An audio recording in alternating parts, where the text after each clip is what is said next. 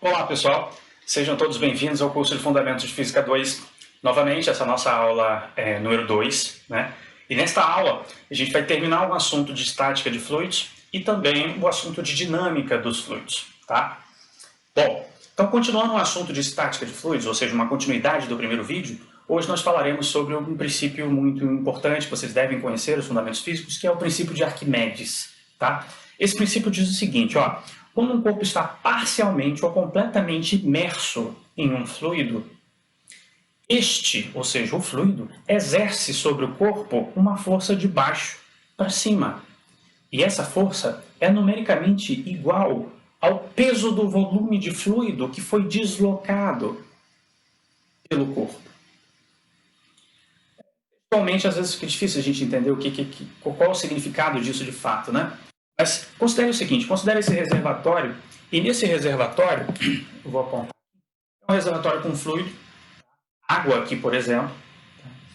E aí, essa parte que eu estou circulando aqui, ó, é um contorno, e dentro desse contorno aqui eu vou chamar esse pedaço, ou essa parte que eu estou circulando aqui, de elemento de fluido, ou um corpo de fluido. Tá? Imagina que eu estou selecionando uma parte dentro do fluido. Tá? Como se fosse um objetozinho separado, só que a composição dele é a composição do próprio fluido que está no reservatório. Tá certo?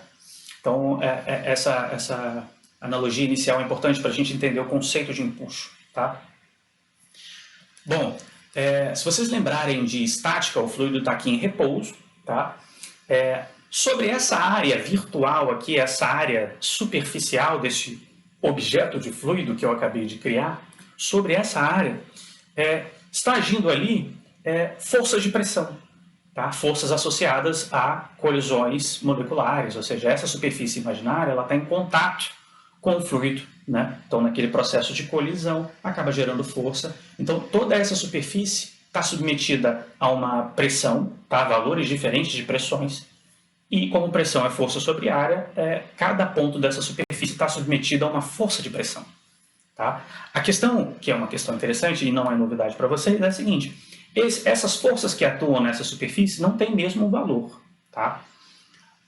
Nós vimos o seguinte, ó, que a pressão aqui, ó, numa profundidade de líquido menor, é uma pressão menor. Portanto, vai gerar uma força menor aqui, nessa parte de cima do meu corpo de fluido. Já lá embaixo, como há uma profundidade maior, a pressão vai ser maior. Portanto, a força que esse fluido externo aqui está exercendo sobre essa superfície desse corpo de fluido, essa superfície inferior, essa força vai ser maior do que a força lá de cima. Tá? Além disso, essas forças laterais, por exemplo, essa força do lado esquerdo e essa força do lado direito, são forças de mesma magnitude, porque elas estão a uma mesma profundidade, estão agindo no mesmo nível de referência, então a pressão é a mesma, portanto a força é a mesma agindo, essas forças se cancelam. Tá? O que seria um empuxo, então, pessoal? Que tipo de força é essa, né? Essa força ela vem do somatório de todos esses elementos de força que eu desenhei aqui nessa figura. Tá? Então, se eu somar vetorialmente todos esses DFs aqui, eu fizer um somatório de forças, eu vou ver que vai restar no final somente uma força aqui, ó, devido a essas forças de pressão, né? Que eu vou chamar de FE, que é a minha força de empuxo, uma força direcionada para cima. Então, o empuxo, na realidade, é resultante de todas essas forças de pressão que agem no corpo que você colocou dentro do fluido. Tá? Bom, isso é bem interessante. Então, resumindo, as forças de pressão sobre a porção do fluido somam-se, constituindo uma força chamada de empuxo. E aí, de novo, ela é igual em módulo ao peso dessa porção de fluido. Isso significa que a força de empuxo, como eu já disse que é o somatório desses DFs-zinhos, né? Se eu somar cada DF vetorialmente, eu tenho no final uma resultante para cima. É isso que eu vou chamar de empuxo, de acordo com o princípio que eu coloquei ali em cima. Essa força de empuxo, como é que eu calculo ela? Ela é numericamente igual ao peso do fluido que foi deslocado para eu colocar aquele objeto lá dentro. Tá? Então, nesse caso, eu posso escrever essa relação da seguinte maneira: a força de empuxo é igual a MFD, onde esse MFD é a massa de fluido deslocada, vezes a aceleração gravitacional. Tá? Bom, essa é a definição de empuxo, e eu vou calcular empuxo dessa maneira para qualquer caso, tá? Para qualquer aplicação. Beleza? Uma outra questão interessante também é que essa porção de fluido ela está ali estática. Isto significa que ela não sobe e nem desce, tá? A força de empuxo para cima é numericamente igual ao peso do próprio fluido, tá? Desse corpo de fluido aqui, ó. Essas forças são iguais, isso justifica o fato de nem subir e nem descer, certo? Está ali em equilíbrio. Mas além disso, falando de rotação, esse corpo de fluido ele não está girando. Se ele não está girando, significa que o torque é nulo. Não existe torque resultante sobre esse sistema, então não tem giro. Tá? Para que não haja torque, é necessário que essa força de empuxo ela também seja aplicada no centro de gravidade desse corpo, assim como a força-peso. Tá? Então, tanto a força-peso quanto a força de empuxo, elas atuam no centro de gravidade desse corpo que eu coloquei dentro do fluido. Nesse exemplo aqui, um pouquinho atípico, né? O corpo que eu coloquei lá dentro é composto, tem um determinado volume V, né? Mas é composto pelo próprio fluido. Tá? Isso fica mais simples da gente entender por que está no regime de equilíbrio ali, por que ele não sobe nem desce nem gira, tá certo? Porque é feito do mesmo fluido ali. Ok? Bom, e aí surgem alguns questionamentos, né? Por exemplo, o que ocorre se eu substituir essa porção de fluido, ou esse corpo de fluido, ou esse elemento de fluido, que eu dei no slide anterior, se eu substituo esse elemento por um corpo sólido de fato, né? E aí, o que acontece com o conceito de empuxo? Muda? É o mesmo conceito? Vamos analisar o seguinte, é a mesma figura anterior, só que agora no lugar daquela porção de fluido que tinha um volume definido, o volume definido é o mesmo, só que eu substituí agora o conteúdo desse volume, agora é um sólido. Tá? Eu não disse que sólido que é, mas é um sólido. Tá? O que é importante a gente notar aqui? Se o empuxo ele resulta das forças de pressão quando eu desloco um volume de fluido para colocar o objeto ali dentro, como esse volume aqui, ó, agora é um sólido, mas o volume é o mesmo, isto significa que as forças de pressão que estão agindo nessa superfície devido ao fluido aqui externo, as forças de pressão têm o mesmo valor. Eu só substituí o conteúdo. Isso significa que esses valores de DF aqui, ó, nesse slide e no slide anterior, não mudam. Tá? Não mudam porque o volume é o mesmo. Então a área que define esse volume é a mesma área, está na mesma profundidade dentro do líquido, então as forças de pressão são as mesmas. E como um empuxo é o somatório dessas forças de pressão, isso significa dizer que, como eu coloquei aqui em cima, ó, neste caso, cada força, neste caso a força de empuxo oriunda dessas forças de pressão, é a mesma que agia no exemplo anterior. Ali o mesmo volume, a mesma área superficial, está na mesma profundidade, então essas forças têm o mesmo valor. Quando eu somo todas essas forças, eu vou dar o mesmo empuxo. E uma coisa interessante é o seguinte, ó, essas forças decorrentes de pressão são iguais, tá? Que eu acabei de mencionar aqui. Elas são iguais, então a força de empuxo é a mesma do exemplo anterior, independente do peso do corpo, tá? Isso aqui talvez possa fugir um pouquinho do senso comum, né? Porque, veja bem, eu vou tentar explicar o empuxo de uma outra forma, de uma outra maneira, mas é similar, tá? Imagina que você tem um fluido e você vai colocar um objeto, tá? Uma pedra ou qualquer coisa dentro desse fluido. Para você colocar esse objeto lá dentro, você tem que deslocar um determinado volume de fluido para acomodar esse volume do objeto que você colocou. Então, vamos supor que você consiga medir esse volume que foi deslocado. Se for água, por exemplo, se você tem esse volume, tem a densidade, então você tem a massa de água. Tá? Então, se você tem a massa de água que foi deslocada para colocar esse objeto ali dentro, se eu multiplico pela aceleração gravitacional, eu tenho o peso dessa água que foi deslocada, peso do fluido deslocado. E o peso do fluido deslocado é o empuxo que esse objeto vai sentir.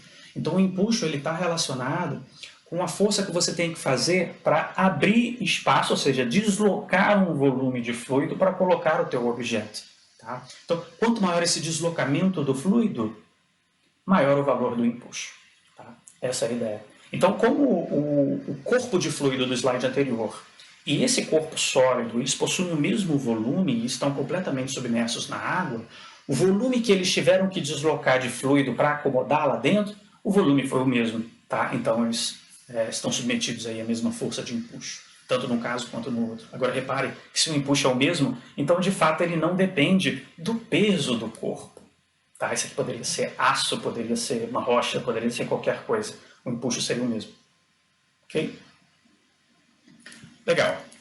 Aí vem a questão. No slide anterior, o objeto era um corpo de fluido. Era a mesma composição, né? Fluido fora, fluido dentro. Então você entendeu muito bem que esse sistema ia ficar em equilíbrio, não ia subir e não ia descer. Agora, nesse outro exemplo, eu estou substituindo esse corpo de fluido por um sólido. Tá? E agora você deve estar se questionando, mas será que ele vai ficar paradinho ali? Se eu colocar uma madeira, por exemplo, né? Se no lugar desse volume ali de um sólido qualquer, se esse sólido for madeira, será que vai analisar agora, tá? Então veja, nós já discutimos, e eu espero que vocês tenham entendido, que o empuxo é o mesmo, tá? Desde que esse objeto esteja totalmente submerso. Então, essa força de empuxo tem um valor aqui único. Agora, de que forma esse peso vai influenciar no equilíbrio do sistema? Se eu coloco aqui madeira, eu sei que a madeira tem uma densidade que é menor do que a densidade da água, tá? Então, veja bem, para o mesmo volume, tá? Se a densidade da madeira é menor, significa que a massa da madeira é menor. Então, essa massa vezes a aceleração gravitacional, o que eu estou querendo dizer? Que o peso da madeira é menor do que o peso de um fluido. Ou seja, se isso aqui no lugar da madeira fosse o fluido, ou seja, o primeiro exemplo, o primeiro slide, né, o peso do fluido seria maior do que o peso da madeira. Né? Então, como eu substituir por madeira, a densidade é menor, o peso aqui ó, desse corpo é menorzinho. Isso gera um desequilíbrio aqui nessa direção vertical, um desequilíbrio de forças. E nesse caso, a força de empuxo passa a ser maior do que a força peso do corpo. Veja que o valor do empuxo não mudou, é o que eu estou batendo na tecla, porque o volume do objeto não mudou. Tá? Mas e aí, qual a consequência disso? Se a força para cima é maior do que a força que está para baixo, existe na soma vetorial, né, uma força resultante com direção vertical e sentido para cima.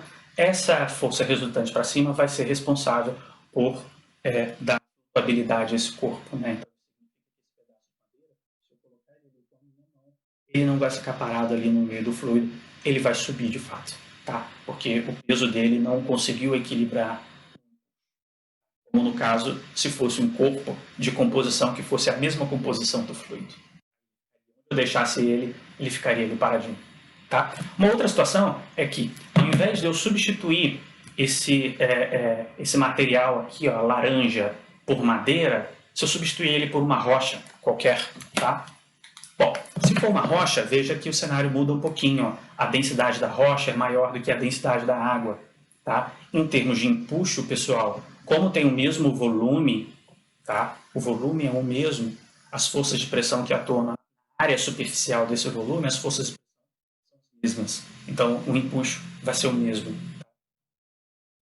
Como esse corpo está completamente submerso, tá? Tanto nesse exemplo aqui da madeira quanto no exemplo da rocha, foi preciso expulsar o mesmo volume de água, ou seja, deslocar o mesmo volume de água para acomodar esse objeto. Então, o empuxo é o mesmo, só para enfatizar para vocês. Tá? Agora, nesse caso, como a densidade da rocha é maior, o peso do corpo tem um valor maior. Tá? Em comparação com o corpo de água que tinha ali no meio, como eu coloquei rocha que é mais densa, o peso desse corpo ele vai ser maior do que a força de empuxo. Isso vai ser uma fonte aqui de desequilíbrio dessas forças, né? Então vai acabar gerando uma força resultante aqui para baixo que vai ser responsável por afundar esse objeto. Então esse objeto vai...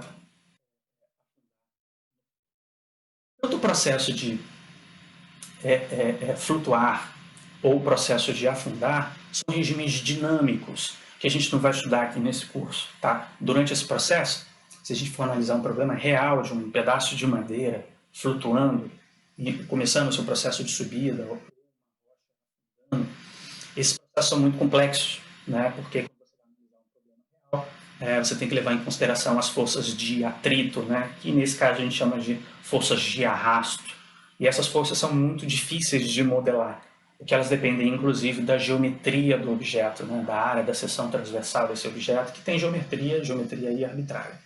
Além disso, leva em consideração a viscosidade do fluido e uma série de outras questões. Tá? Então a gente só vai estudar aqui as situações finais. Ou o corpo está parado no meio, ou o corpo já afundou e está lá embaixo, ou o corpo está flutuando já lá em cima.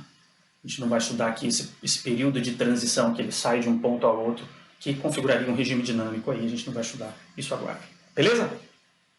Bom, então a princípio é isso. Agora uma outra questão que talvez você tenha pensado já assistindo esse vídeo. Se o empuxo ele é numericamente igual ao peso do fluido deslocado, o que acontece com o empuxo se o meu corpo flutua? Lembra do pedaço de madeira? Eu peguei o pedaço de madeira e coloquei lá no meio do fluido. Se eu soltar, tudo bem que a gente não vai estudar esse processo, mas se eu soltar, o que vai acontecendo?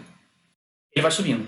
À medida que ele vai subindo, o empuxo é o mesmo, enquanto ele estiver totalmente submerso. Por que o empuxo é o mesmo? Porque todo o volume desse material está submerso. Então, o volume que ele precisou de deslocar de água é exatamente o volume dele, porque ele está totalmente submerso. Tá? Agora, a questão é, quando ele começa a flutuar, um volume começa a ficar acima do nível da água. Isso significa que o volume deslocado agora de fluido vai diminuindo. Tá? Então, necessariamente, o empuxo ele também vai diminuindo. Mas quando chega na situação de equilíbrio, que é quando ele já está boiando ali paradinho, né, esse empuxo tem um valor fixo e é um valor naturalmente menor do que se eu segurasse essa madeira, forçando o pedaço de madeira a ficar no meio do fluido. Tá? Então, é só a gente lembrar que o fluido está diretamente relacionado, ou seja, é igual ao peso do volume de fluido deslocado. Tá? Então, se ele flutua, o volume de fluido deslocado não vai ser o próprio volume do corpo. Vai ser uma fração menor do volume do corpo. Olha só, essa região aqui que está um pouquinho mais cinza, tá vendo? Essa região, esse volume é o volume de fluido deslocado. Agora, repare que ele não é o volume todo, porque uma parte está acima. Certo? Então, isso é uma questão interessante. Então, a definição de empuxo mudou nesse caso? Não, não mudou. Continua o empuxo sendo numericamente igual ao peso do volume de fluido deslocado. Tá? Peso do fluido deslocado. É isso. Então, a relação é a mesma e está aqui. Ó, força de empuxo, ó, peso do fluido deslocado é o quê? A massa de fluido que foi deslocada, tá? Vezes a aceleração gravitacional, isso não mudou. Agora, a questão é a seguinte, se ele está em equilíbrio ali, se ele não sobe e nem desce, ele está flutuando na superfície, isso significa que a força de empuxo para cima se iguala à força-peso do próprio objeto para baixo. Tá? Então, nessa situação de equilíbrio, eu tenho força de empuxo, eu tenho peso e esses vetores são iguais. Isso significa que nessa condição de flutuabilidade aí, que ele está paradinho, que além do empuxo ser determinado dessa forma, dessa maneira que está escrito aí, a força de empuxo é numericamente igual à força-peso do próprio corpo. Tá? Isso significa que eu posso escrever essa outra relação. Tá? Olha o que eu estou escrevendo aqui. Ó. Força de empuxo é igual também ao peso do corpo, nesse caso em que o corpo está flutuando. Então, a força de empuxo é a massa do corpo vezes a aceleração gravitacional. Então, eu tenho essas duas equações aqui que são válidas para a força de empuxo, especificamente nesse caso aqui do corpo flutuando. Né? Essa de baixo só vale para esse caso do corpo flutuando. Mas, como esses FS são iguais, o que significa essas deduções aqui? Onde eu estou querendo chegar com vocês? Quando o corpo flutua, ele já deslocou um determinado volume. Esse volume deslocado tem uma massa, e essa massa é exatamente igual à massa do corpo, a massa do objeto. Tá? É isso que a gente está concluindo aqui. Ó.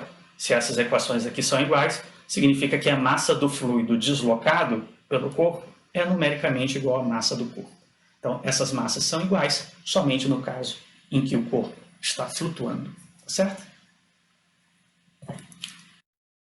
Bom, então, resumindo esse meu último trecho, quando o corpo flutua, ele desloca uma massa de fluido que equivale à própria massa do corpo. É isso. Bom, um outro conceito importante quando a gente está falando de empuxo é a definição do que é peso real e o que é peso aparente. A gente vai discutir isso um pouquinho. Suponha que você tenha o objetivo de medir a força-peso. Você vai pesar um objeto, você vai medir a força. E peso é uma força, você mede isso com um dinamômetro. O dinamômetro mede força. Então aqui está um sisteminha, olha que interessante esse sisteminha aqui. Isso aqui é um dinamômetro, é um sisteminha com mola, né? Tipo aquelas balanças de viagem, né? Você pega a mala e aí você suspende a mala num dinamômetro, né? Para medir força. No caso de viagem, ele te dá a massa, né? Então ele te dá quantos quilogramas seria a quantidade de massa ali da tua mala, tá? Mas se ele não te der o valor em quilogramas, se ele te der o valor em newton, ele não está te dando massa, ele está te dando a força. Então, no caso, deixa de ser uma balança e passa a ser um dinamômetro, tá? Então, o dinamômetro está medindo ali a força-peso, essa é a ideia, tá? Então, ele está medindo o peso do objeto. Quanto mais pesado for o objeto, mais esse sisteminha aqui, ó, vai descer e essa escalazinha aqui, ó, dá um indicativo do aumento da força-peso, tá certo? Então, a gente está com um objeto aqui, ó, que ele está suspenso no ar. Esse objeto suspenso no ar, o dinamômetro está marcando 4 newtons. Tá? Isso é o que a gente vai chamar de peso real. Antes disso, vamos dar uma olhada no diagrama de corpo livre?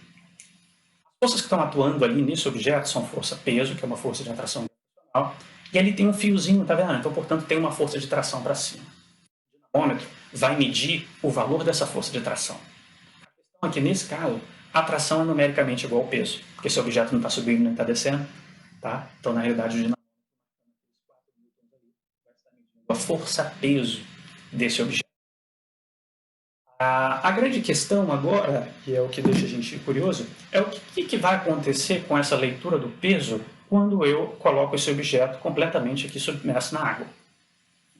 E aí é interessante observar que o nível de fluido aqui, ó, ele já está aqui no limite. Qualquer fluido deslocado por esse objeto, esse fluido, ele vai vir para esse copinho aqui, ó. Isso aqui não é uma balança porque não está te dando o resultado em quilogramas, né? Mas é como se fosse uma balança que multiplica o resultado por G. Então é uma outra forma de expressar um dinamômetro, né?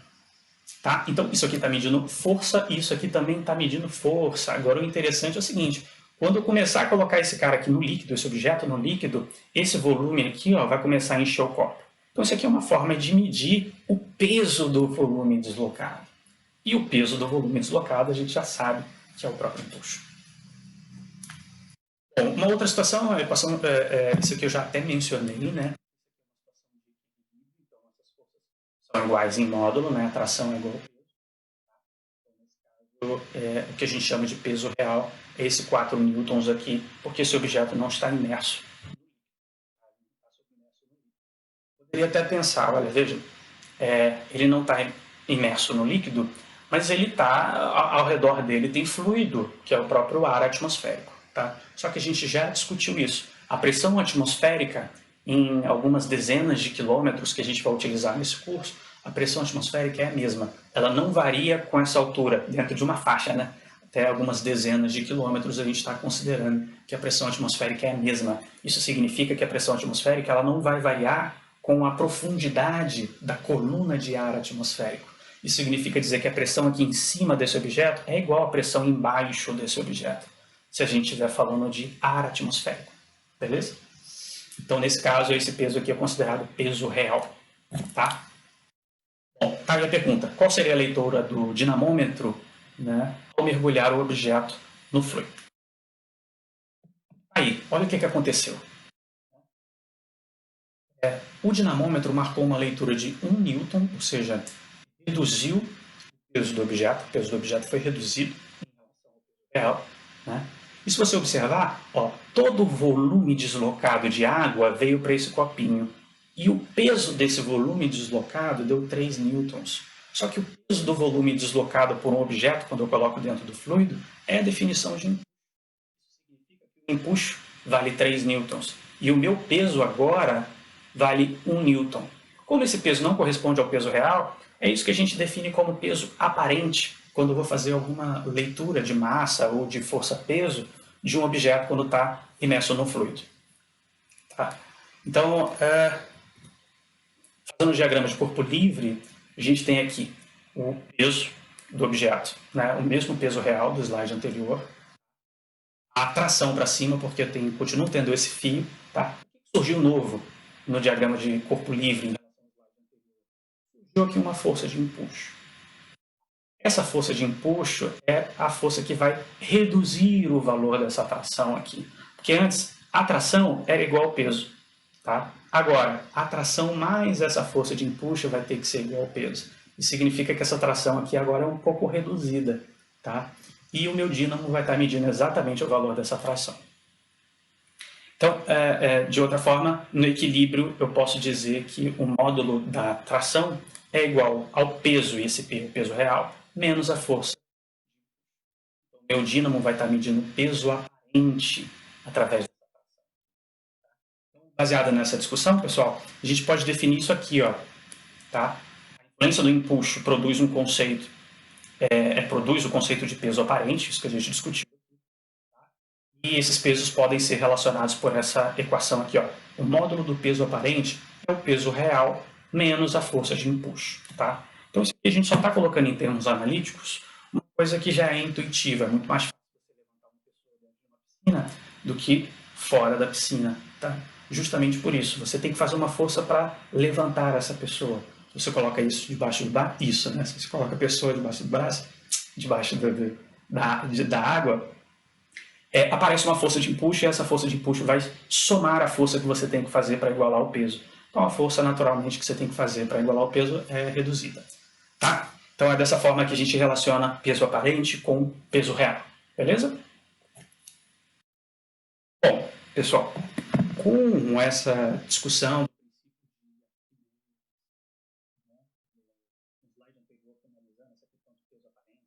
a gente finaliza a parte estática do curso do fluido. E agora a gente vai começar a trabalhar com fluidodinâmica, né? Agora eu vou estar preocupado com o escoamento de fluidos. Fluidos em movimento, não mais fluidos em repouso, tá certo? Muito embora as equações que nós deduzimos anteriormente possam ser utilizadas em algumas aplicações aqui durante essa parte de fluidodinâmica, tá certo? Então, antes de falar de escoamento e definir as características do escoamento, analíticas que eu digo em termos de equações, né, a gente vai definir um pouquinho quais são as características de um escoamento de um fluido ideal. Tá? Fluidos reais são muito complexos. Lá em estática mesmo a gente já começou a discutir um pouco sobre isso, questão da viscosidade, da compressibilidade, enfim, de fluidos. Então, na dinâmica a gente também vai estar tratando de fluidos ideais. Bom, eu vou citar aqui 4 características, pessoal. Um escoamento de um fluido ideal. Tá? Então, a primeira característica é a seguinte: o escoamento ele é laminar e não turbulento. A gente vai estudar dinâmica, agora a gente está preocupado com o escoamento. O fluido sai de uma posição e vai para outra posição, tá certo? Agora, existem regimes distintos de escoamento de fluido. O regime laminar é caracterizado por essa regiãozinha aqui, ó, a movimentação de fluido, ou seja, o escoamento, é como se fossem camadas diferentes de fluido. E essas camadas escoam numa determinada direção, certo? O que é um escoamento laminar? Quando essas camadas, elas percorrem seus caminhos e não se cruzam, tá? Quando eu tenho cruzamento de camadas, eu começo a ter um regime de escoamento turbulento, tá? É um regime muito mais complexo de estudar e vai fugir o escopo do curso de vocês. Tá? Então a gente vai estar tratando aqui só de escoamentos lineares. Então, ó, nessa mesma figura aqui, ó, isso aqui é uma velazinha, tá? Um objeto aqui que está quente. Então, isso aqui é o próprio fluido ar, no caso, né? Um escoamento de ar quente, tá? Então, esse ar aqui é menos denso, né? Se ele é menos denso e o ar da atmosfera é mais denso, ele vai ganhar velocidade, ele vai subir, tá? Isso, à medida que eu vou para cima aqui nessa figura, a velocidade dessas partículas de fluido, desses elementos de fluido, a velocidade vai aumentando. Então vocês reparam o seguinte: à medida que eu subo aqui, ó, meu laser pointer, a velocidade está aumentando. Chega um determinado valor de velocidade do escoamento, que o meu regime de escoamento deixa de ser laminar e passa a ser turbulento, tá? Então isso é só para vocês terem uma ideia de que numa mesma tubulação, no mesmo tipo de escoamento, eu posso deixar esse escoamento laminar ou torná-lo turbulento através da velocidade. Tá? Quanto maior a velocidade, vai chegar a um determinado limite que esse sistema vai passar a escoar de forma turbulenta. Quem modela isso é um número chamado número de Reynolds, também vai fugir um pouquinho do escopo desse curso, mas é importante vocês saberem que o número de Reynolds, tá, que vai envolver parâmetros da tubulação e também do teu fluido, como a velocidade do fluido, inclusive, ele vai definir se o escoamento é laminar ou turbulento. Tá? Então é possível fazer esses cálculos antes de testar na prática. Tá bom? Um outro exemplo, bem intuitivo, a torneira da tua cozinha, por exemplo. Se você abre ela um pouquinho, é possível você observar um escoamento laminar. Tá? Então essas camadas de fluido, elas não atravessam umas às outras. Se você abre, a velocidade aumenta e esse regime já passa a ser turbulento. Laminar e turbulento. Bom, não é só o aumento da velocidade que implica na mudança de regime, ou seja, um escoamento de laminar virar turbulento. Tá? Não é só a velocidade. A interação do escoamento com o objeto possibilita a conversão desse regime também.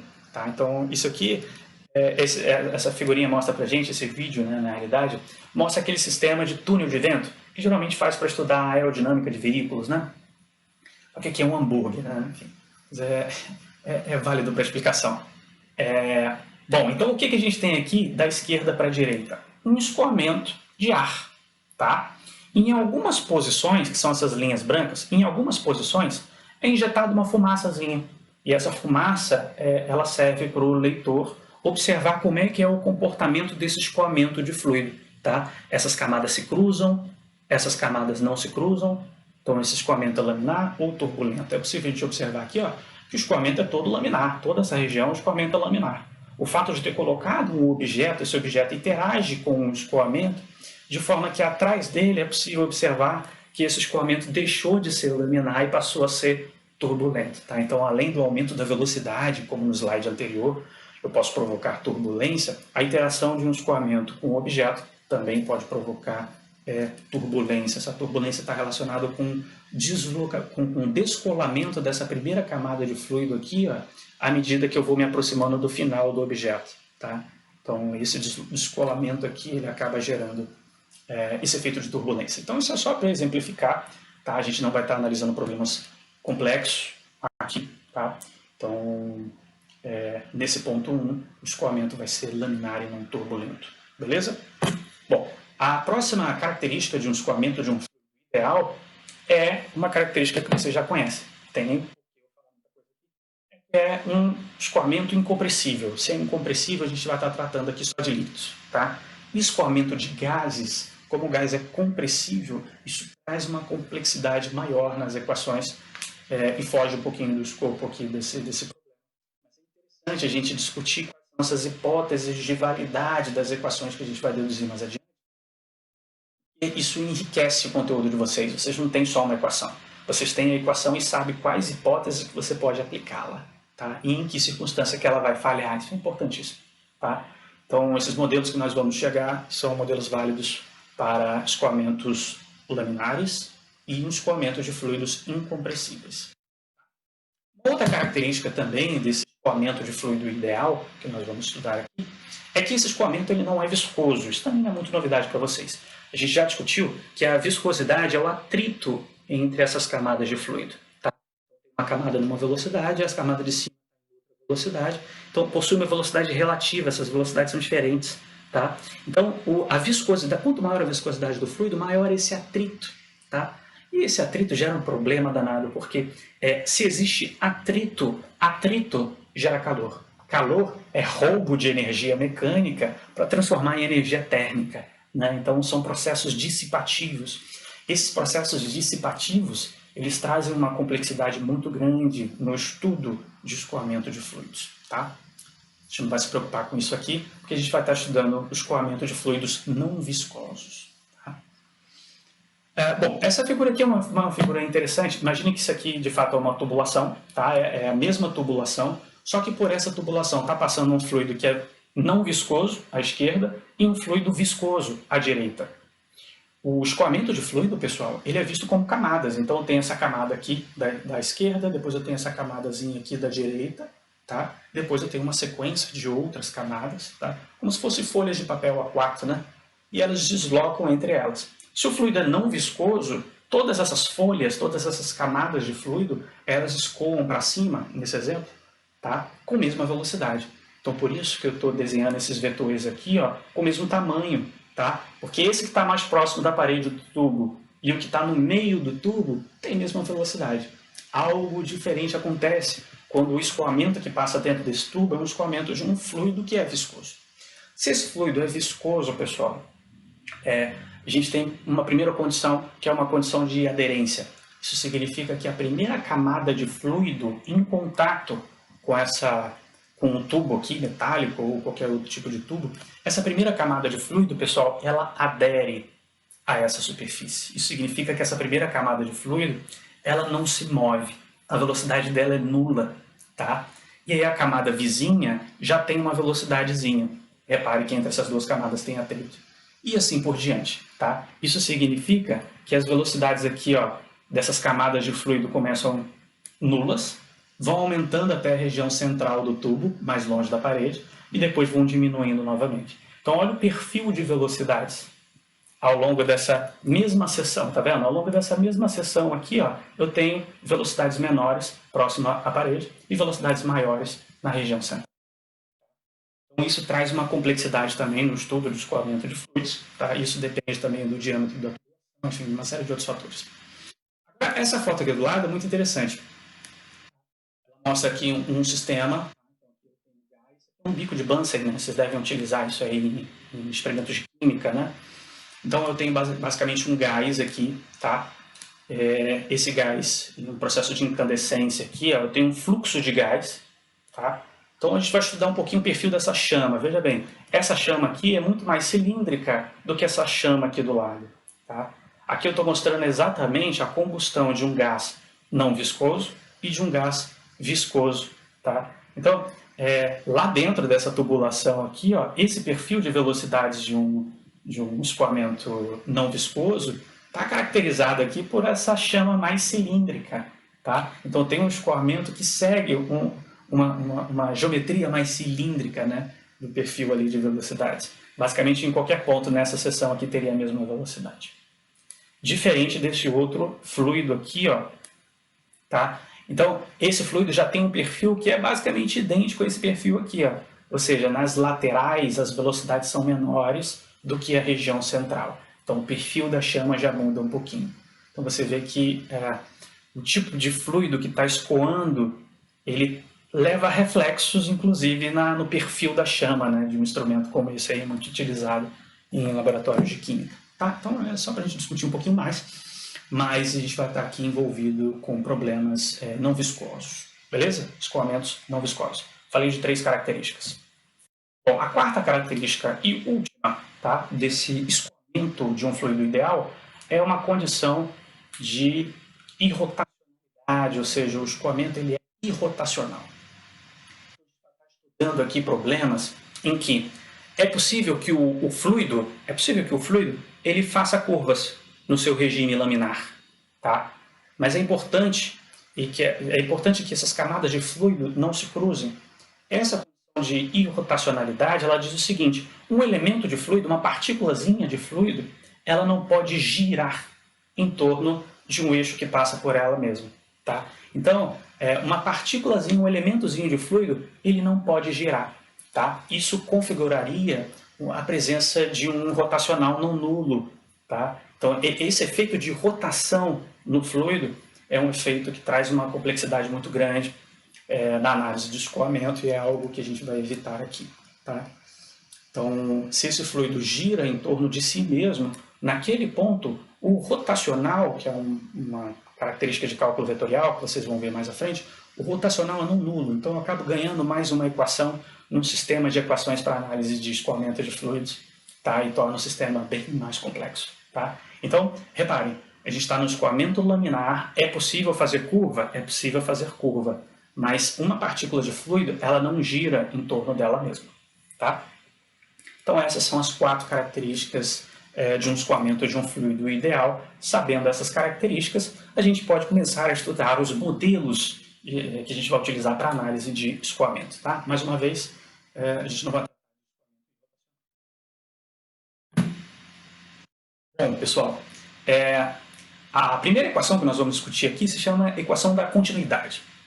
Essa equação da continuidade é uma equação simples, vocês vão entender o conceito, mas antes vamos definir duas coisas interessantes na análise de escoamento, vai ajudar muito na análise, que é o que são linhas de escoamento ou linhas de fluxo e também tubo de escoamento. Linhas de fluxo, pessoal, é basicamente a trajetória de uma partícula individual. Então tem um fluido escoando, da esquerda para a direita, por exemplo, tá? Então imagine que você dá zoom no escoamento e tem uma partículazinha de fluido, você vai pensar, partícula de fluido, isso é estranho. Imagina uma região, um elemento infinitesimal, um dV, um volumezinho pequenininho, tá? A ponto de você considerar um conjuntozinho de moléculas como uma partícula somente, tá? Então, se você tem uma partículazinha de fluido, se você observar qual a trajetória dela no escoamento, essa linha que ela desenvolveu é o que a gente chama de linha de escoamento ou linha de fluxo, tá? Que é a trajetória da partícula. Agora, eu não vou ter um escoamento com uma linha somente, com uma partícula somente. Eu tenho várias linhas de fluxo, tá?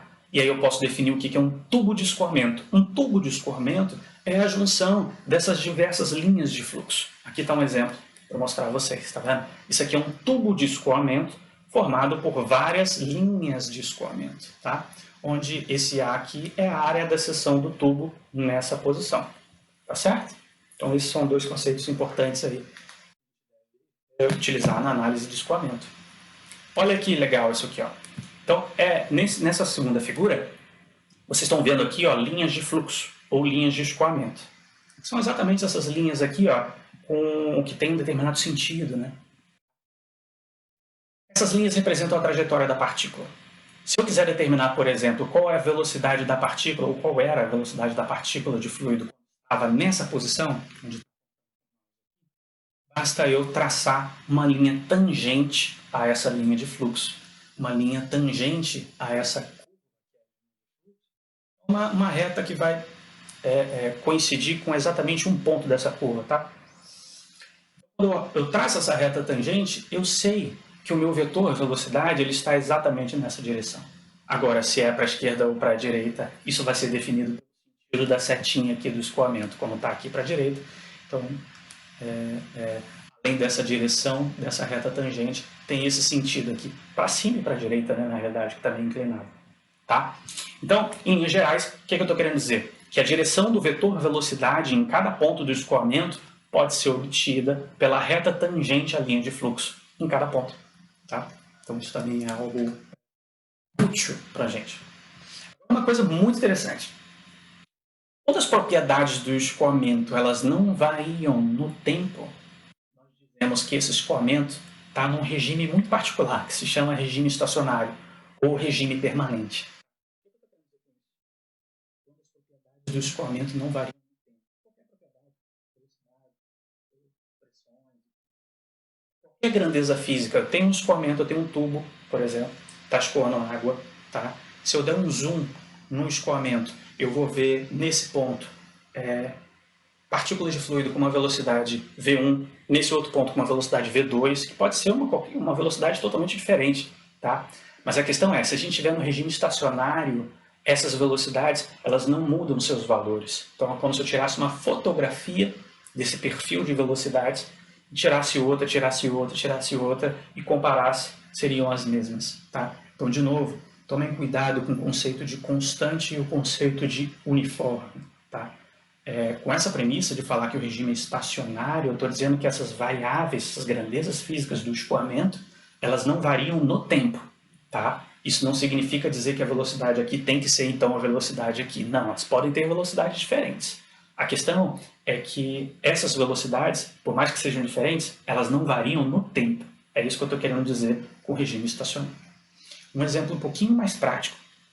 Aqui é o seguinte, a gente só vai estar estudando regime estacionário ou regime permanente, né? Então, por exemplo, quando eu abro uma torneira, não cai água imediatamente. Tem um tempinho até a água começar a chegar, começar a preencher toda a tubulação. Esse processo ainda não está no regime estacionário, tá? É um regime transiente, tá? É um regime não estacionário ou regime transiente, que a gente não vai estudar aqui. Agora, a partir do momento que eu já liguei e já deixei um determinado intervalo de tempo, esse sistema atinge o regime estacionário e aí as propriedades passam a não mudar mais no tempo. Tá? É onde a gente vai definir aqui, deduzir algumas equações e poder utilizá-las sem maiores problemas, tá? Ok. Agora eu vou falar propriamente da equação da continuidade, né? É um conceito que não é muito complicado, pessoal, é um conceito relativamente simples, tá? Imagina o seguinte, agora que vocês já sabem o que é linhas de fluxo, tubo de escoamento, está aqui um tubo de escoamento. Agora, olha que coisa interessante. Quando um fluido é incompressível, que é uma das nossas 4 características de escoamento ideal, o mesmo volume de fluido dV, ou seja, um elementozinho de fluido, que entra na parte inferior, sai do tubo na extremidade superior. O que eu estou querendo dizer com isso? Vamos entender um pouquinho mais. Nesse tubo de escoamento eu tenho uma seção A1, tá? Então tem área 1, tá? Uma seção, tá? Uma área A1. Imagine que eu tenho um cronômetro, tá? Durante um intervalo de tempo de dt, um intervalo curtíssimo de tempo, vocês concordam que através dessa seção eu vou ter partículas de fluido atravessando essa seção. Então, a grosso modo, o que eu estou querendo dizer? Um determinado volume de fluido entrou, ultrapassou, passou por essa seção A1. Tá? Então, esse volume dV está representado por essa figurinha aqui cinza. Tá? O que é esse dV? Ó? É o volume de fluido que entrou pela seção A1 quando eu deixei decorrer um tempo de dt, um tempo muito curtinho. Tá certo? Então, olha que coisa interessante, né? Então, imagine que a minha partícula está aqui. Aonde está essa bolinha vermelha? E eu estou com o meu cronômetro zerado. Se eu ligo o meu cronômetro, essa partícula vai fluir com velocidade V1. Tá? Vamos supor que ela sai daqui e chega até a outra partezinha aqui. Ó. Eu desligo o meu cronômetro. Ou seja, nesse intervalo de tempo, diversas partículas invadiram, atravessaram a área de seção A1. Tá? Formando esse volume dV aqui. Ó. Tá? Será que eu consigo... Isso aqui é um cilindro, né? Um cilindro, evidente, aqui é um cilindro, com a área da base que é A1. Tá? Será que eu consigo calcular a altura desse cilindro? Consigo. Eu tenho a velocidade do escoamento aqui nessa seção. A velocidade é V1. Tá? Então, ó, o meu comprimento, ou a distância percorrida por esse elemento de fluido durante um intervalo dt é simples. Eu calculo o produto da velocidade vezes dt. Então, velocidade vezes o intervalo de tempo vai me dar a distância percorrida por essa partícula que estava aqui na seção A1 e andou um pouquinho. Tá? Qual a consideração que eu estou fazendo aqui? Que a velocidade é constante nesse processo. Tá? E, de fato, a gente pode considerar isso porque o intervalo de tempo é muito pequenininho. Então, praticamente, essa partícula não saiu do lugar. Tá? Então, uma análise diferencial, infinitesimal que a gente está fazendo aqui. Tá? Então, essa velocidade V1 é basicamente a mesma. Tá? Isso significa que eu consigo calcular esse volume de fluido aqui, tá, pessoal? Como é que é o volume de um cilindro? É a área da base dele, que é a área desse círculo aqui, né? Vezes a altura, tá? Que eu já defini como V1 vezes dt. Tá, mas qual o grande lance da equação da continuidade, para não ficar muito analítico aqui, né? A equação da continuidade tem relação direta com a massa. Veja, a massa do fluido ela não varia durante o seu escoamento. Essa condição é a que dá origem à equação da continuidade. O que eu estou falando? Que durante o escoamento, numa região do fluido, não tem acúmulo de massa. E nem a massa é reduzida à medida que o tempo passa. A massa é constante. Isso significa dizer que, nessa seção de entrada, se entra uma determinada quantidade de massa, do outro lado, na seção de saída, tem que sair a mesma quantidade de massa. Tá? Lembrando que o fluido é incompressível, não consigo gerar um congestionamento ou comprimir o líquido a ponto que a massa aqui dentro dessa região azulzinha ó, aumente no tempo. Não, a quantidade de massa aqui nessa região azulzinha vai ser sempre a mesma, porque a quantidade de massa que entrar vai ser numericamente igual à quantidade de massa que sair. Ok? Então a equação da continuidade vem desse princípio aí. Tá? E aí algumas continhas aqui que são fáceis. Será que eu consigo determinar a massa de fluido que entrou nessa seção de entrada durante um intervalo de tempo? Sim. Se eu tenho o dV, que é o volume, tá? Lembrando da relação de densidade, né? Densidade é massa sobre o volume. Então, massa é densidade vezes o volume. A densidade está aqui. E o volume está aqui, né? A1, V1, dt. Tá? De novo, esse volume aqui é o dV. Ó. Como é que é o volume do cilindro? A área da base vezes a altura. A área da base é A1, a altura é V1 dt. Beleza? A mesma relação eu posso deduzir para a saída. Lá na saída, reparem que a velocidade é outra, tá vendo? Aqui eu tenho uma área 2, uma velocidade 2, tá? A quantidade de massa, dm2, pode ser calculada de forma similar. Só que aqui é A2, V2, vezes o intervalo de tempo dt. Mesmo, né? Entre um e outro. Certo? Outra coisa que dá para a gente observar aqui, que nesse exemplo, a área A1 é maior do que a área aqui A2, né?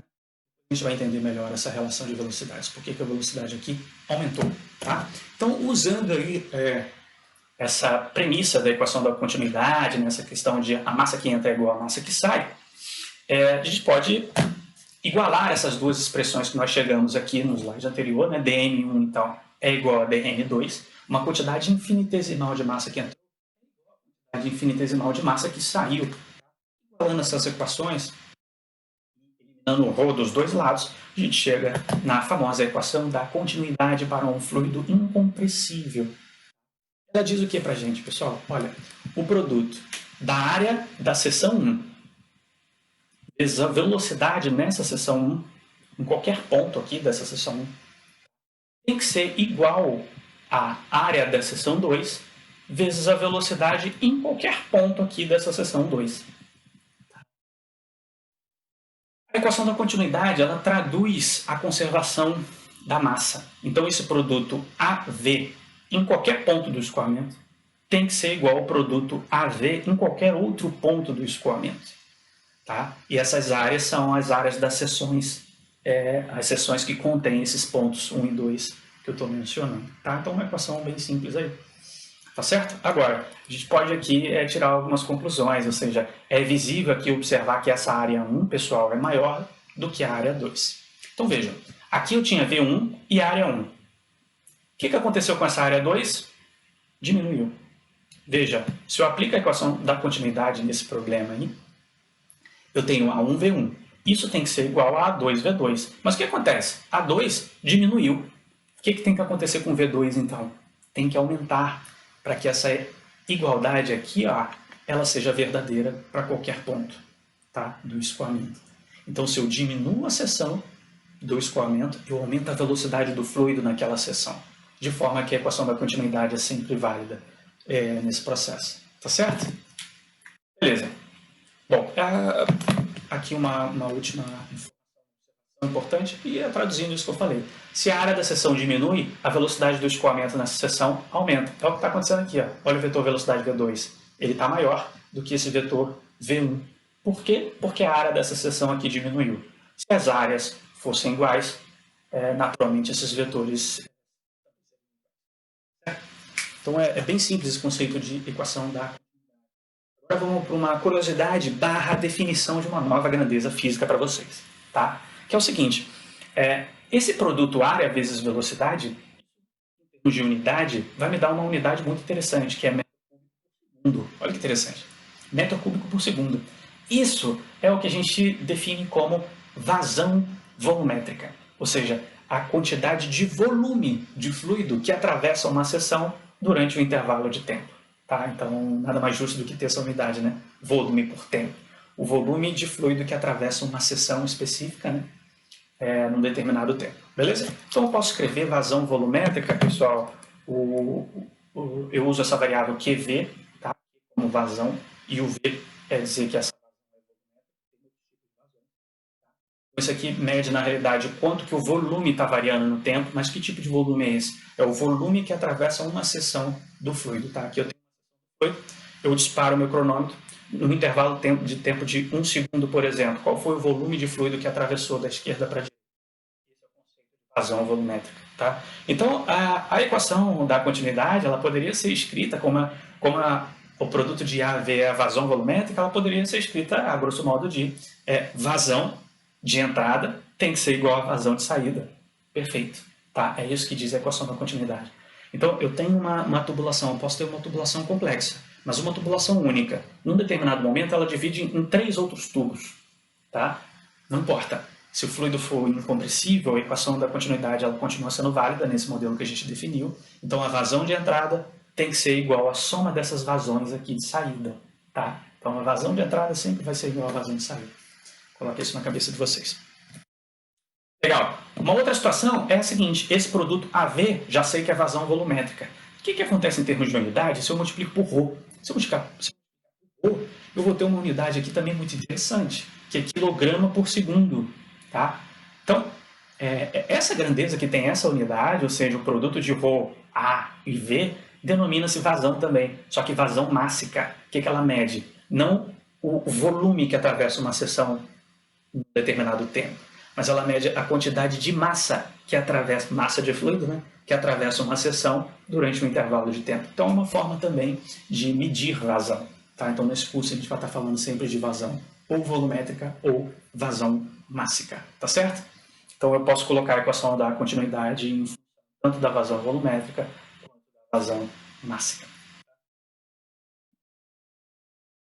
Bom, já que vocês entenderam a equação da continuidade, a gente consegue entender o comportamento de alguns fenômenos. Esse aqui vai ficar muito trivial, porque eu já cheguei a mencionar um pouquinho, antecipei essa discussão para vocês no slide anterior. Né?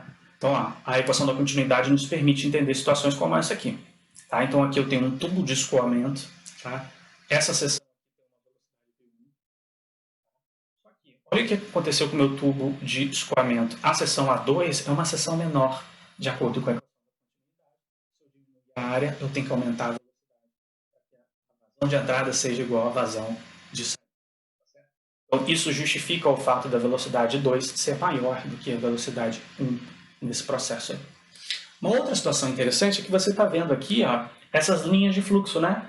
E aí, por que linha de fluxo é importante, né? Porque ela te dá uma informação sobre o estado do escoamento. É possível a gente observar que quanto maior a densidade de linhas de fluxo, maior a velocidade. Tá? Aqui as linhas estão mais espaçadas, isso indica uma velocidade menor. Aqui as linhas estão mais juntas, comprimidas, a densidade é maior. Tá? No mesmo comprimento eu tenho um maior número de linhas. Isso indica que a velocidade do escoamento ali é maior. Então eu poderia desenhar um sistema complexo de escoamento só através dessas linhas de fluxo e você já poderia ter uma noção de onde a velocidade é maior, de onde a velocidade é menor, em função dessas linhas de fluxo. Tá? Que eu acabei de falar, é o que está escrito aqui. Quanto menor o espaçamento entre as linhas, maior a velocidade do escoamento. Tá? Outra situação que a gente pode entender usando a equação da continuidade, esse exemplo. Veja, eu pego uma colher de mel e suspendo ela aqui em cima, e aí o mel vai descer por ação gravitacional. Um elemento de fluido do mel vai estar submetido a força-peso, ele começa com velocidade nula e a velocidade vai aumentando, né? Legal, a velocidade vai aumentando. Então veja, aqui eu tenho o meu tubo de escoamento, tá? A velocidade aqui é menor, e à medida que o tempo passa, a velocidade vai se tornando cada vez maior. Isso é fruto da atração gravitacional. Tá? Então veja que eu tenho um tubo de escoamento, a seção aqui é menor. Tá? Por que essa seção é menor? Porque a velocidade aumentou e a equação da continuidade tem que ser válida. Tá? Então o produto de AV no ponto aqui em cima tem que ser numericamente igual ao produto de AV nessa seção aqui de baixo. Tá? Então, o respeito à equação da continuidade é a justificativa para você ter esse estreitamento da seção. Né? É por isso que o fluido vai afinando à medida que ele desce por efeito gravitacional. Certo? Bom, esse é um exemplo um pouquinho real, né? Mas do slide anterior é simplesmente inverter a figura anterior, tá? 90 graus. Então, a gente está vendo aqui que que se a velocidade aumenta, significa que essa seção aqui é inferior. É um fenômeno, né? Esse fenômeno aqui é um fenômeno natural, a gente consegue entender ele com bastante propriedade olhando aqui a equação da continuidade.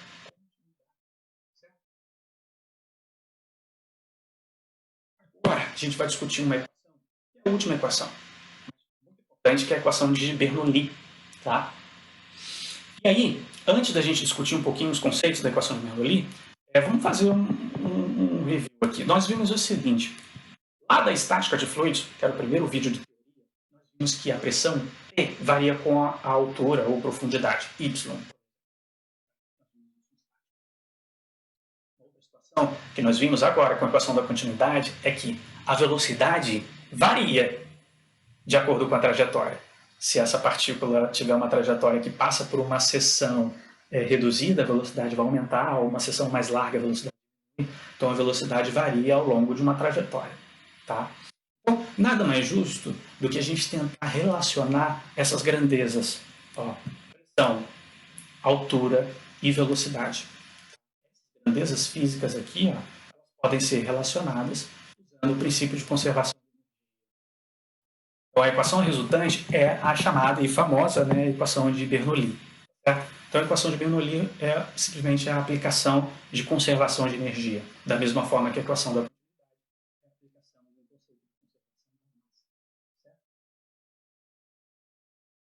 Bom, o que diz a equação de Bernoulli, pessoal? Ela diz o seguinte: a soma desses três termos aqui é igual a uma constante. Eu tenho um escoamento e eu separo um ponto desse escoamento.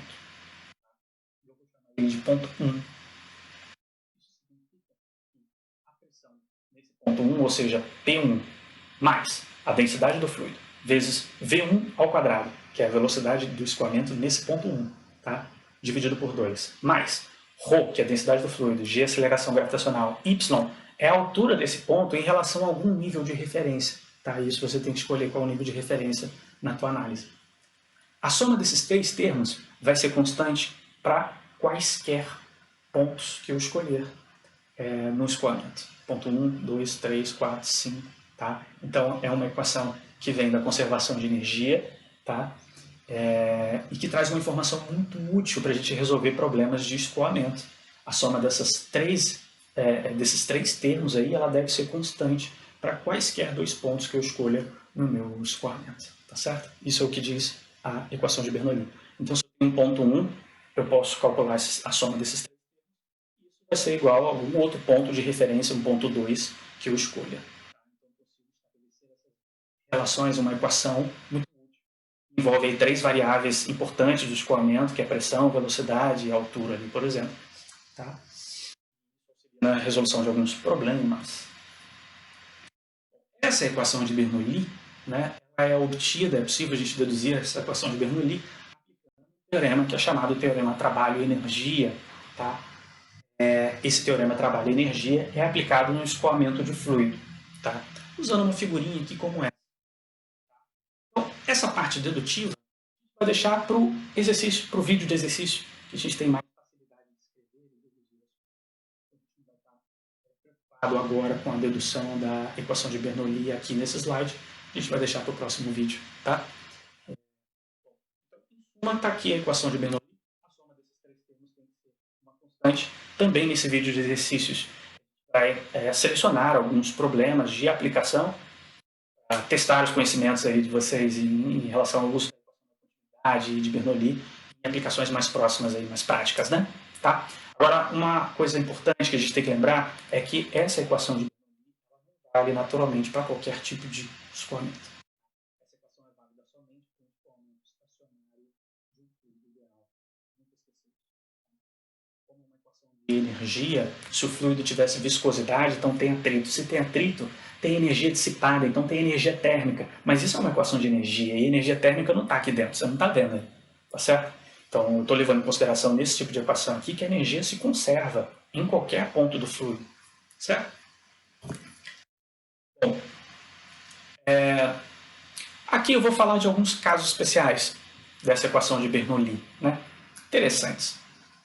Por exemplo, se eu aplicar a equação de Bernoulli e escolher dois pontos no escoamento, ponto 1 e ponto 2, como a soma daqueles três termos tem que ser constante, eu consigo escrever essa equação que está aí.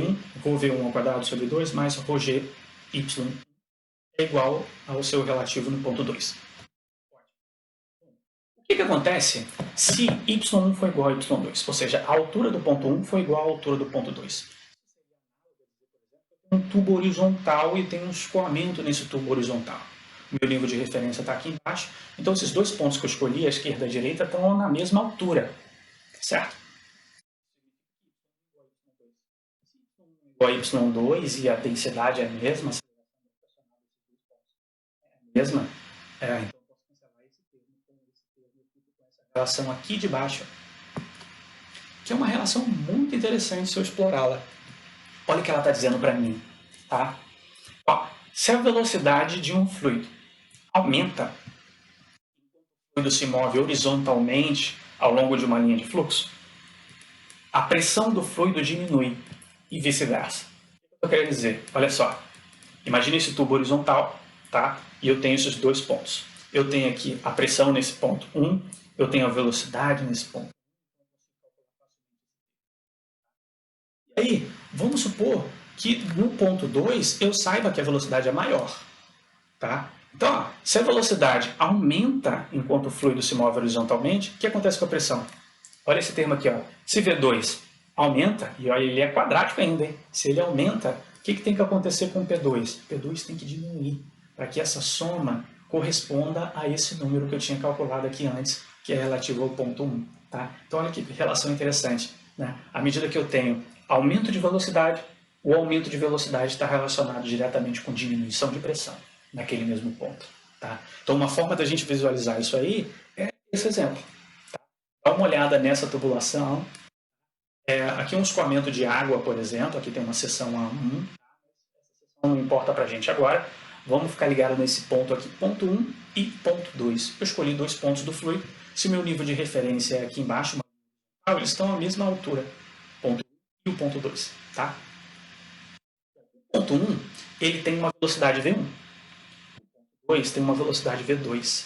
Na equação da continuidade, a gente já sabe o que vai acontecer com a velocidade V2. Ela vai ser maior, olha o tamanho do vetor. Por quê? Eu reduzi a área. Isso é o que diz a equação da continuidade. Se eu reduzo a área, eu aumento a velocidade. Só que o que me diz a equação de Bernoulli? Se eu aumento a velocidade, a pressão nesse ponto, P2, ela tem que ser menor. É isso que está escrito aqui. Tá? Então essa pressão tem que ser menor. De que forma que eu visualizo isso? Se eu fizer dois furos aqui, ó, e abrir para a atmosfera, esse escoamento continua indo da esquerda para a direita, beleza? Tá? Só que eu fiz esses dois furos exatamente em cima desses pontos. Por quê? Lá de hidrostática, a gente calculou uma equaçãozinha para pressão, né? Pressão é uma profundidade do fluido.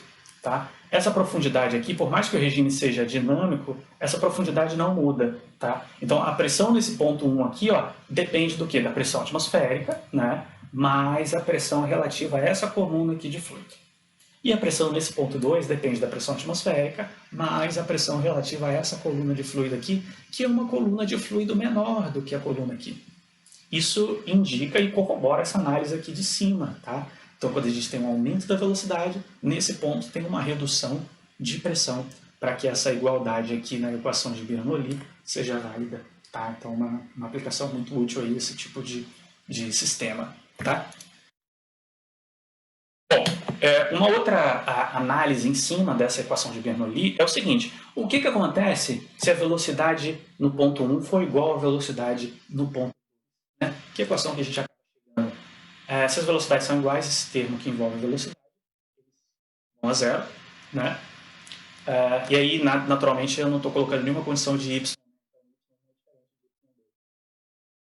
Olha o que acontece aqui. Se essas velocidades são iguais, eu tiro esses termos. Olha o termo que sobra. P1 mais ρgy1 é igual a P2 mais ρgy2. Se eu rearranjar essa equação, eu obtenho essa equação aqui de baixo.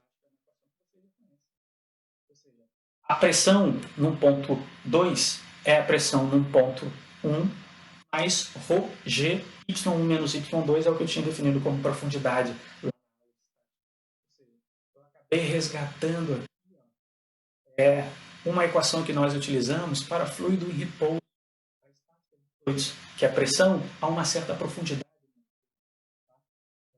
Mas essa equação é do regime estático. É justamente isso que eu quis dizer aqui, fazendo V1 igual a V2. E isso tudo é igual a zero. Tá? Isso aqui é importante também. V1 igual a V2 e essas duas variáveis são iguais a zero. Beleza? Então, se eu não tenho velocidade, tá, eu acabo chegando nessa equação aqui. Tá? Uma equação que vocês já conhecem. Né? Então, o que eu estou querendo dizer com isso? Que a equação de Bernoulli é uma equação mais generalizada, uma equação mais geral, que relaciona essas variáveis, pressão, velocidade e altura. Tá? Então, as equações que nós estudamos anteriormente, elas são condições especiais aí, dessa equação de Bernoulli. Tá certo? Bom,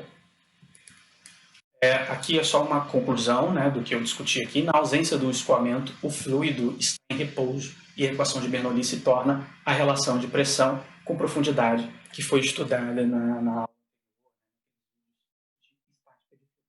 Tá bom, pessoal? Bom, por fim, aqui eu vou falar de aplicações da equação de Bernoulli, mas especificamente em um dispositivo muito conhecido, que é chamado de dispositivo de Venturi, o tubo de Venturi. Tá? O tubo de Venturi é exatamente aquele tubo anterior que eu mostrei para vocês no slide passado, que lá eu não queria tornar a leitura complexa, né? Então decidi colocar nesse slide aqui de aplicações para falar um pouquinho desse dispositivo. Lá não foi um exemplo qualquer, né?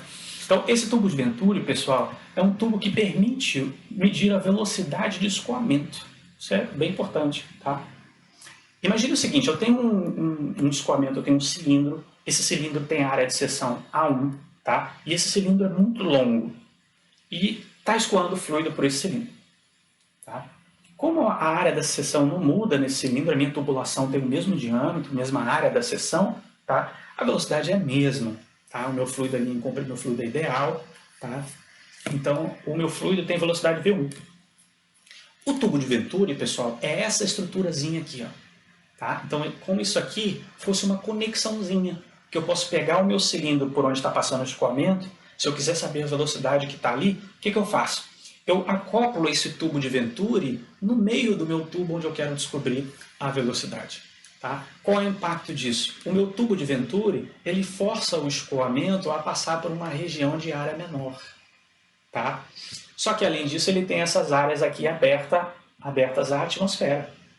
Tá? E nós já vimos que quando eu tenho esse tipo de confinamento aqui reduzindo a área, o que acontece com a velocidade? Ela aumenta, tá? Pela equação da continuidade. E olhando a equação de Bernoulli, o que acontece com a pressão? Ela diminui. Então, vejam aqui, entre o ponto 1 e o ponto 2, que é exatamente a posição desses dois tubos que foram colocados aqui, tá? Existe uma diferença de pressão. Tá? A pressão no ponto 1 é maior do que a pressão no ponto 2. Tá? A diferença de altura aqui, nesse caso, é exatamente H. Tá? Então, ó, ao acoplar esse dispositivo de Venturi num tubo de escoamento, é possível determinar a velocidade com que o fluido escoa. Ou seja, o meu interesse é determinar não V2, tá? Porque V2 é a velocidade que passa nessa região de menor área, dentro do dispositivo de Venturi. Eu quero descobrir quem é V1, tá? Porque o meu dispositivo de Venturi tem o mesmo diâmetro, tem a mesma área da minha tubulação. Então, essa velocidade V1 é a própria velocidade do escoamento, que é a velocidade que eu desejava calcular, né? Que eu tenho interesse em calcular, tá? Então, o que a gente pode discutir aqui? Primeiro, aplicando aqui a equação de Bernoulli, como essa tubulação é horizontal, esses dois pontos estão no mesmo nível de altura, não apareceu aquele termo ρgy aqui. E também, usando a equação da continuidade, então, entre os pontos 1 e 2, sempre, tá, pessoal? Usando a equação da continuidade, eu isolei quem é V2, tá? A velocidade 2, então, tem que ser A1 sobre A2 vezes V1. Esse V2, eu vou jogar ele exatamente no lugar desse cara aqui, ao quadrado, tá? Eu vou ter uma equaçãozinha um pouquinho maior, e aí eu vou colocar aqui em evidência quem é V1, que é justamente o objetivo de acoplar esse tubo de Venturi, quem é V1, tá? E aí vocês vão observar que o valor de V1, que é a velocidade aqui, ó, é a velocidade com que o escoamento chega no tubo de Venturi, essa velocidade V1, é determinada a partir dessa relação algébrica aqui. Ou seja, 2 vezes G vezes H, onde H é esse desnível aqui, ó, tá? Que eu posso traduzir em diferenças de pressão, ou um desnível dessa coluna de fluido. Tá? Quanto maior o desvio, quanto maior H, quanto maior o desvio, maior a velocidade do escoamento. Tá? Além disso, no denominador tem aqui essa razão entre áreas, A1 sobre A2 ao quadrado, menos 1. Tá? Então, basicamente, esse tubo de Venturi é um dispositivo que permite calcular a velocidade de escoamento quando eu acoplo ele num tubo, tá? Por onde esse escoamento está passando. Então, o que eu preciso saber? Esse desnível aqui de altura. E aí, um sensorzinho pode medir esse desnível de altura com facilidade. Tá? Então, é dessa forma que a velocidade de um escoamento de ar, por exemplo, de ar não, né? Tem que ser líquido, né? Essa velocidade pode ser obtida. Tá? Como aplicação, pessoal, esse tubo de Venturi, geralmente ele é utilizado também para medidas, já que ele mede a velocidade de escoamento é possível utilizá-lo acoplado em aeronave, por exemplo, para medir a velocidade de escoamento, mas nesse caso, para ar, ele funciona muito parecido, tá? Só que, de novo, quando você traz a situação para um caso mais real, existe uma complexidade um pouquinho maior, o escoamento agora seria compressível, mas a ideia é interessante para dar uma funcionalidade ao tubo de Venturi para vocês. Tá? Então eu poderia acoplar esse tubo de Venturi num avião, por exemplo, e eu estaria medindo a velocidade do escoamento do ar. Tá? Então a velocidade do avião é o inverso da velocidade do ar, né? Só teria sentidos diferentes. Tá? Então é uma forma de medir a velocidade de uma aeronave usando o tubo de Venturi. Existem outros dispositivos, tá? Hoje em dia aviões utilizam um tubo de Pitot, um outro tipo de tubo para medir escoamento de fluido, tá? Através do escoamento de fluido ele mede a velocidade de um avião, por exemplo, então ele fica geralmente na asa do avião, então isso aí você pode procurar dar uma pesquisadazinha, tá? E é isso, o objetivo dessa aula foi finalizar a parte de estática, falando do princípio de Arquimedes, e também iniciar e terminar a parte de dinâmica de fluidos, que é basicamente discutir a equação de continuidade e a equação de Bernoulli, tá? No próximo vídeo, nas próximas aulas, resolvendo alguns problemas, né? E na próxima aula de teoria a gente vai começar a falar de... Bom, pessoal, bons estudos e até a próxima.